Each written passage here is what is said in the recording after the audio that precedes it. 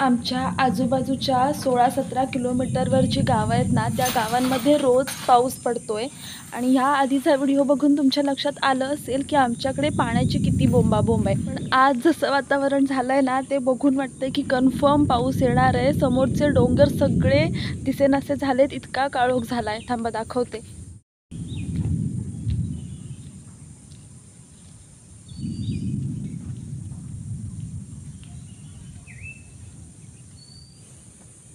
या वर्षात पहिल्यांदाच इतका काळोख झालाय पावसाने.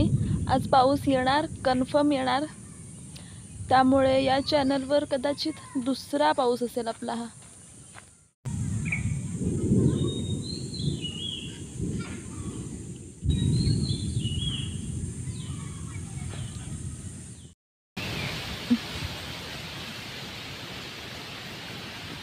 जोरात वारा सुटायला सुरुवात झाली आहे. पाऊस मोठा येणार आहे.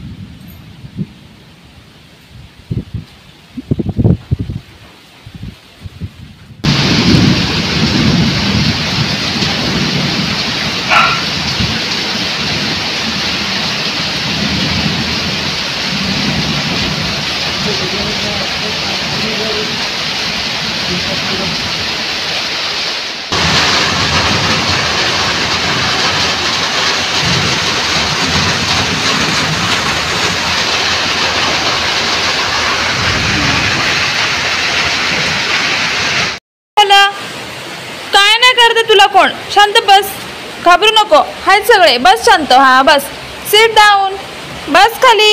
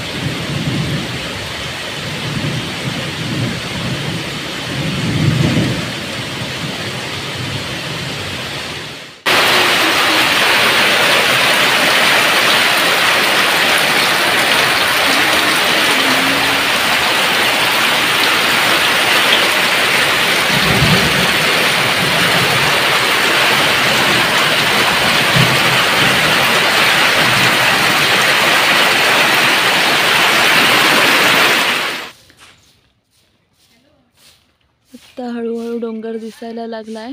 पाऊस पडून गेलाय.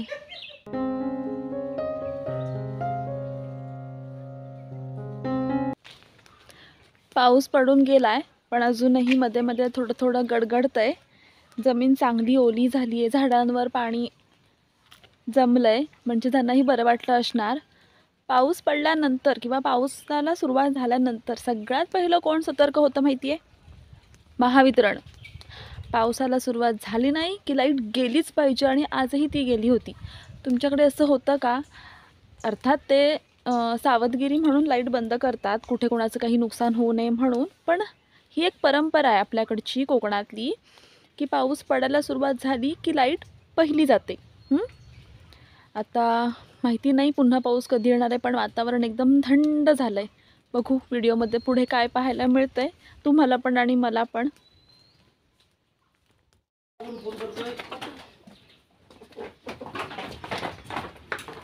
राजू नाचू नको.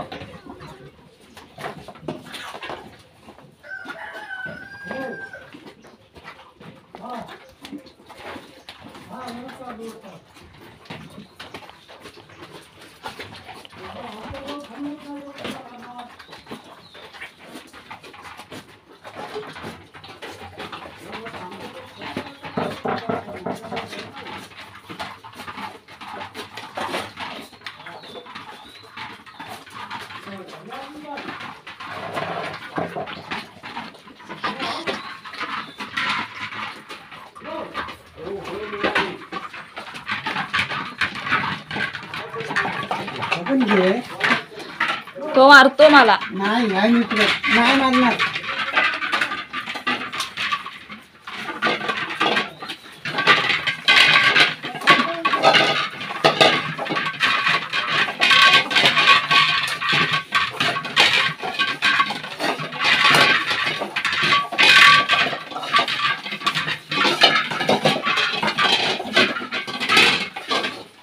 मंडळी, राजू आणि सोन्या दोघांना पण तुम्ही ओळखता. तर गेल्या काही दिवसांपासून ना, जेव्हा कोणी वाड्याच्या जवळून जायचं, मम्मी म्हणा, पप्पा किंवा बाबा, तर ते दोघं ना हुंकारायचे, जास्त करून राजू. कारण ना मे महिना अर्धा संपला की त्या दोघांना ना आंबवान, म्हणजे आंबोण काही ठिकाणी म्हणतात, आमच्याकडे आंबवान म्हणतात, तर ते घालतो घरी. आणि आता त्यांना अंदाज पण येऊ लागला होता की अजून मला घालत का नाही आहेत. तर आज पप्पा पेंड सुग्रास सगळं घेऊन आले आणि त्यांना आता घातलं आहे. तर ते खुश झालेत आणि मम्मी म्हणते ते दोघं पावसाला शिव्या पण घालत असतील, कारण आता त्यांच्या आरामाचे दिवस संपलेत, कामाचे दिवस सुरू झालेत. त्यामुळे असे छान छान व्हिडिओ येत राहणार आहेत चॅनलवर. त्यामुळे stay tune and subscribe to मी विशाखा.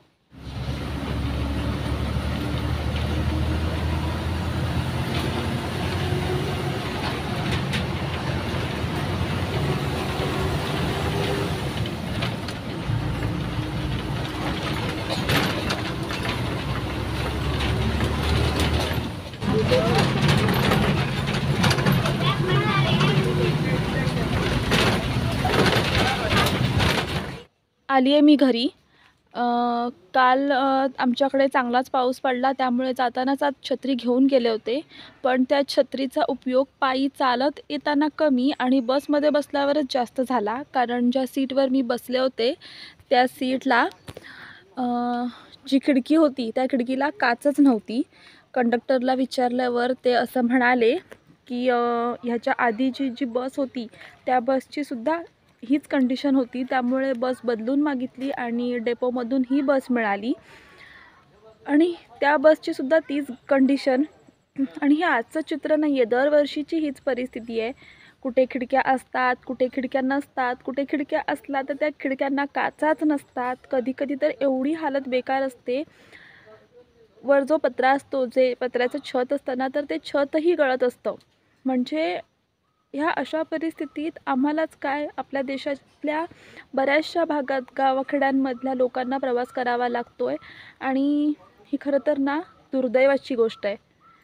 पण सरकार ह्याच्याकडे काही विशेष लक्ष देताना दिसतच नाही आहे. त्या लोकांना असतात त्यांच्या गाड्या फिरायला, पण सर्वसामान्यांचं जे आयुष्य असतं ते या लालपरीवर, आपल्या बसवर, एस टीवरच चालू असतं. त्यामुळे निदान त्यांनी ह्या गोष्टीकडे तरी लक्ष द्यावं. इतर ऋतूमध्ये, हिवाळा किंवा उन्हाळ्यामध्ये नाही, पण पावसाळ्यात हा त्रास जास्त होतो. जर बसमध्ये बसूनच आपण भिजत असू तर त्या बसचा उपयोग काय आहे ना.